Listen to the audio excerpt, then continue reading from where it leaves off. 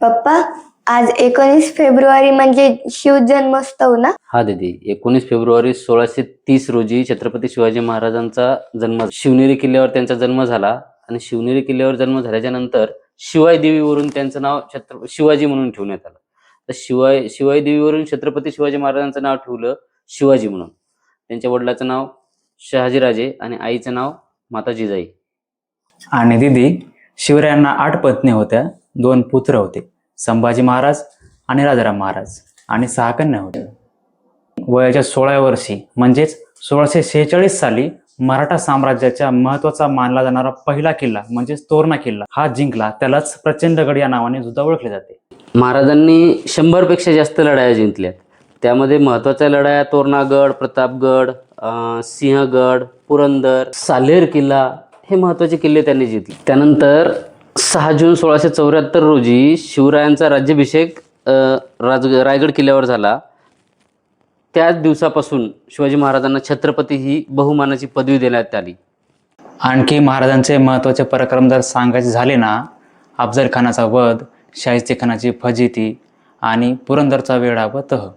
महाराजांनी एवढ्या कमी वयात कसं केलं असेल? महाराजांनी कुशल युद्धतंत्र आणि गनिमी काव्यांचा वापर केला. त्यानंतर महाराजांनी समुद्री लढाया लढल्या. महाराजांनी आरमारांची स्थापना केली.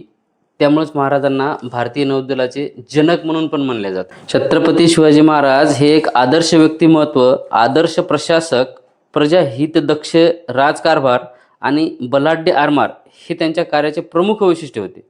त्यामुळेच प्रजा त्यांना शांता राजा सुद्धा म्हणाय. पप्पा, छत्रपती शिवाजी महाराज तर आपल्यासाठी देवच म्हणावं लागतील.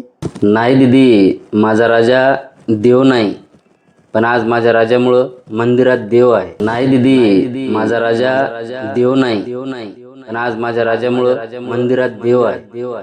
आस्ते कदम, आस्ते कदम, आस्ते कदम.